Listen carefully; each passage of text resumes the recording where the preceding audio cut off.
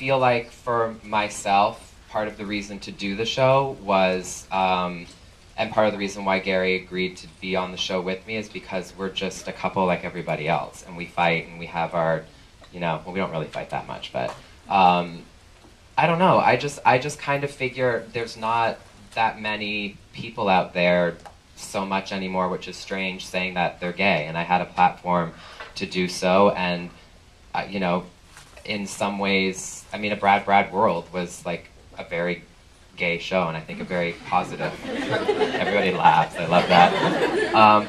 But it's just us. I don't really. I didn't set out to be like. I wasn't like I want to be a role model.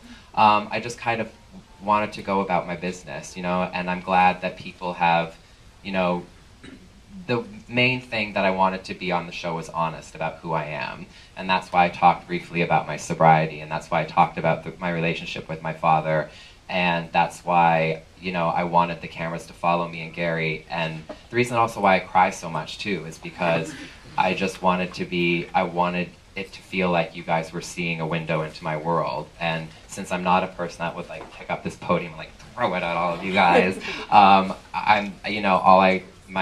the emotion is what I wanted to come across. So I'm glad people related to that. I did. Thank you for asking.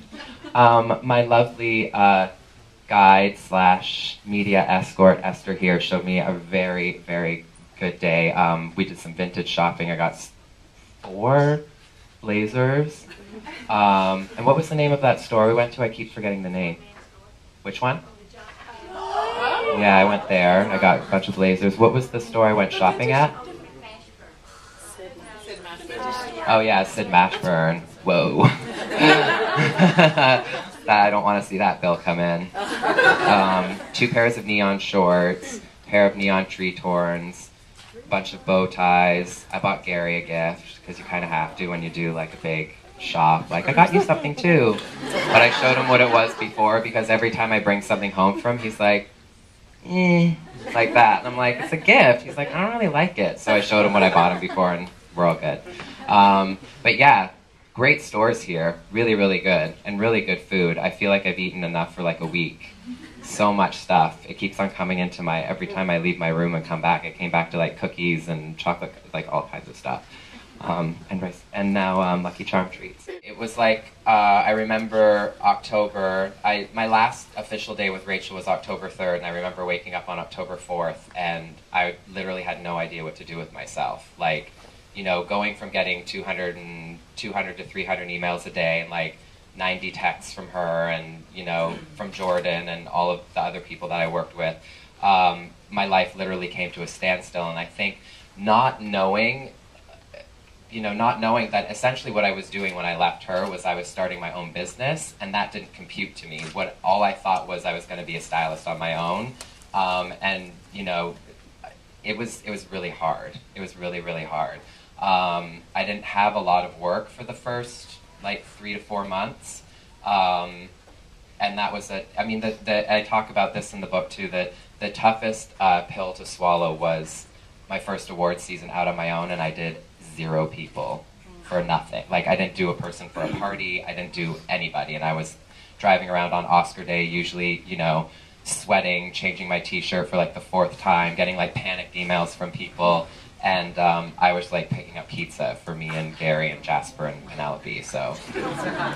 Coming from, I think anybody who lives in a small town, regardless of what country it is, I think small town and then big city are always kind of opposites, but definitely for me, the first time I went to New York, I was like, whoa, like big whoa, because even coming from LA is very much more casual, but seeing like all of the different people, it's still mind-boggling to me how good it can be sometimes, and not even just from like, people in the fashion world. I think, other people are sometimes way more inspiring.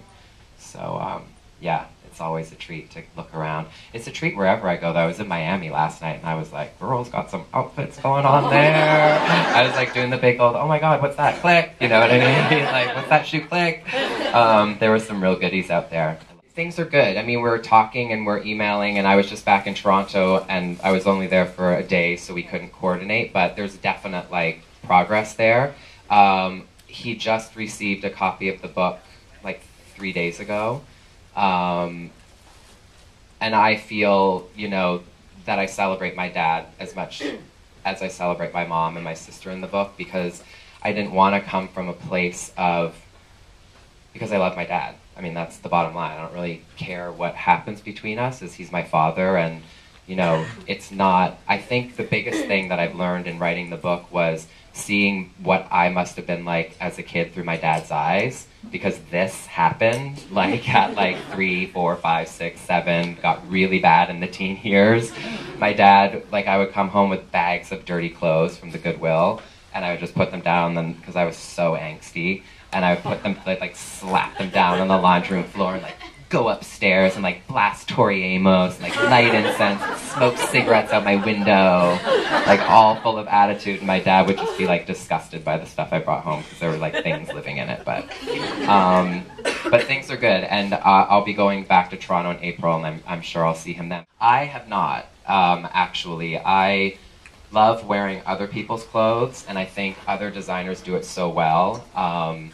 You know, I think Tom Brown does it well. I think Michael Bastian, Band of Outsiders, Simon Spurr, Christian Louboutin. Like, what am, you know, like, I mean, like, what am I gonna, like, am I gonna design that? Like, I don't know. Maybe eventually, and maybe I'll find like some other area to design in. But for the moment, it's not a complete focus.